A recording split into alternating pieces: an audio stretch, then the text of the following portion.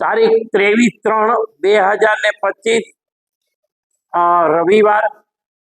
આજે ઉનાળાનો એકદમ તાપ ચડ્યો છે અને આજે મને આનંદનો વાત એ છે કે આપણા જ વિદ્યાર્થી અને નિવૃત્ત થતા એવા શિક્ષક અત્યારે હાલ રાજકોટ રહે છે બિપિનભાઈ કે જોશી આજે આ અંધશાળાને યાદ કરી અને પોતાના સ્મરણો વાગળવા માટે અહીં એના પરિવાર સહિત અત્રે અહીંયા આવ્યા છે। તો આપણે એકવાર એને તાલીથી વધાવી લ્યો બિપિનભાઈને।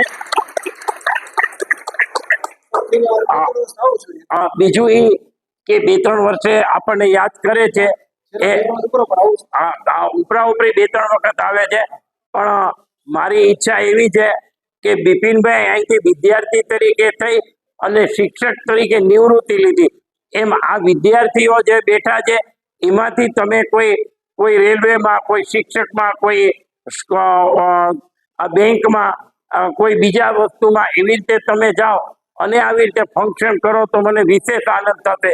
ઠાકોરજીને આપણે વિનંતી કરીએ તમે પણ આવી રીતે જઈ અને પાછા તમે આ સંસ્થાને યાદ કરો અને તમારી ઉપર પણ ઠાકોરજીની કૃપા થાય એવા આશીર્વાદ। કારણ કે બિપિનભાઈને ભવિષ્યની ચિંતા નથી, અને ભવિષ્યની ચિંતા શું કામ નથી? કારણ કે એને પેન્શન આવશે એટલે એને ભવિષ્યની ચિંતા નથી, પણ ભવિષ્યની ચિંતા ન માટે એને સ્ટડી કર્યું છે। એટલે મને એમ છે કે અહીંયા સ્ટડી ભણાવવાનો અને તમારા લોકોનો બેમાંથી એકનો દોષ છે, કેમ કે હમણાં આપણા લોકો કોઈ પણ આગળ વધ્યા હોય એવો દાખલો બહુ ઓછો છે।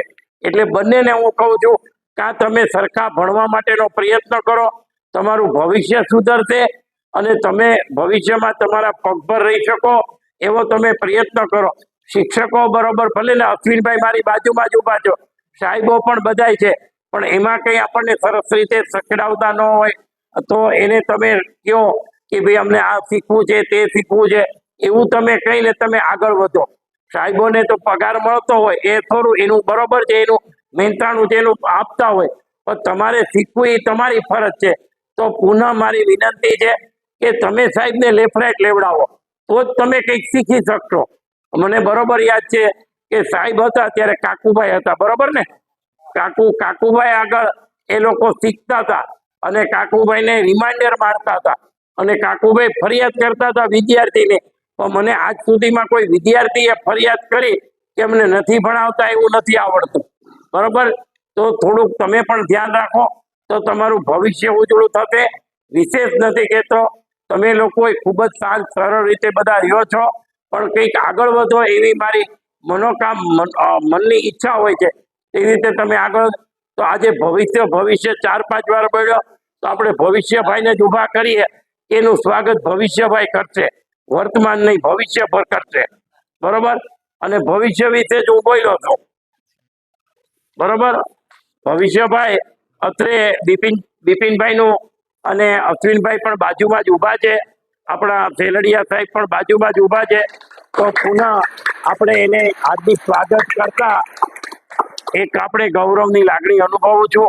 પુનઃ બિપિનભાઈને આપણી સંસ્થા પ્રત્યે લાગણી માટે પુનઃ ધન્યવાદ આપું છું। પુનઃ એમનો આપ સૌના આશીર્વાદ સાથે હું એક આભારની લાગણી વ્યક્ત કરું છું। આજનું એમનું જમણ છે, શરૂઆત ઉનાળાનો છે એટલે શ્રીખંડ છે, પૂરી છે, શાક છે, ખમણ છે અને છાશ તો કાલ રાત્રે એને કહી દીધું કે છાશ તો કરજો, પૈસાની ચિંતા કરતા નહીં અને સંભાળો। આ બધાને આમંત્રણ આપ્યું, એક મને જ આમંત્રણ નથી આપ્યું, એનું મને દુઃખ નહીં, એનું મને આનંદ છે। ના ના ના।